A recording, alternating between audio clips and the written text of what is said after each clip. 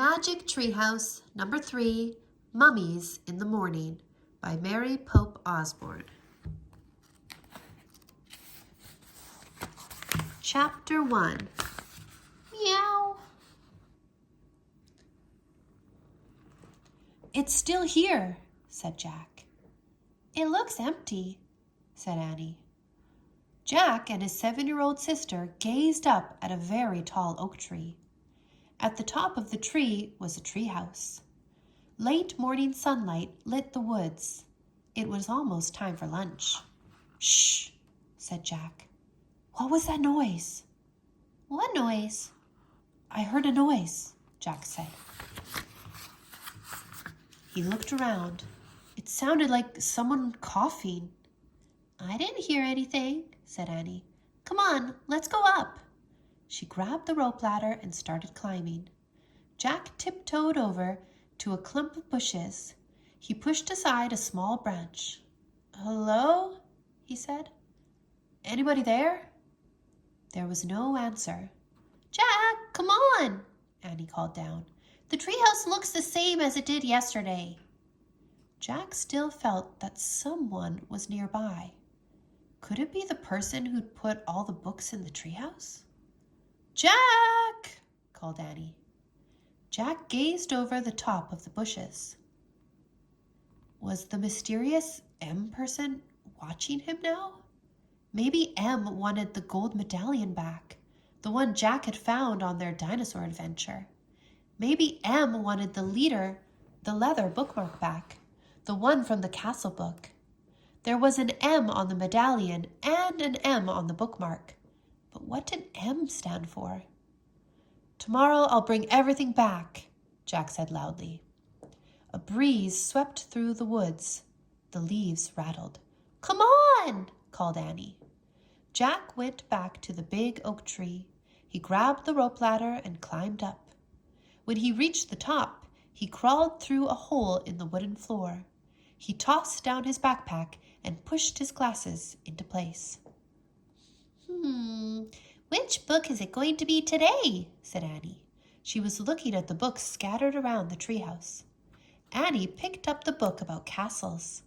Just yesterday, the castle book had taken Jack and Annie back to the time of knights. "Hey, this isn't wet anymore," she said. She handed the book to Jack. "You're right," said Jack, amazed. The book had gotten soaked in a castle moat, but today it looked fine. Jack silently thanked the mysterious knight who had rescued them. "Watch out," warned Annie. She waved a dinosaur book in Jack's face. "Put that away," Jack said nervously. The day before yesterday, the dinosaur book had taken them to the time of dinosaurs. Jack silently thanked the pteranodon who had saved him from a Tyrannosaurus Rex. Annie put the dinosaur book back with the other books. Then she gasped. "Wow," she whispered. "Look at this." She held up a book about ancient Egypt. Jack caught his breath. He took the book from her. A green silk bookmark was sticking out from between the pages. Jack turned to the page with the bookmark. There was a picture of a pyramid. Going toward the pyramid was a long parade. 4 huge cows with horns were pulling a sled. On the sled was a long gold box. Many Egyptians were walking behind the sled. At the end of the parade was a sleek black cat. "Let's go there," whispered Annie. "Now." "Wait," said Jack. He wanted to study the book a bit more. "Pyramids, Jack," said Annie. "You love pyramids." It was true. Pyramids were high on Jack's list of favorite things. After knights and dinosaurs, plant-eating dinosaurs, that is. He didn't have to worry about being eaten by a pyramid.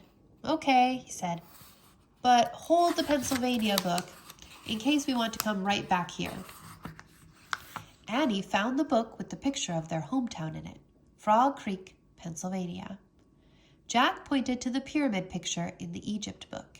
He cleared his throat and said, "I wish we could go to this place." "Meow." "What was that?" Jack looked out the treehouse window. A black cat was sitting on a branch right outside the window. The cat was staring at Jack and Annie. It was the strangest cat Jack had ever seen. It was very sleek and dark, with bright yellow eyes and a wide gold collar. "It's the cat in the Egypt book," whispered Annie. The wind started to blow, the leaves began to shake. "Here we go," cried Annie. The wind whistled louder, the leaves shook harder. Jack closed his eyes as the treehouse started to spin. It spun faster and faster. Then everything was still, absolutely still.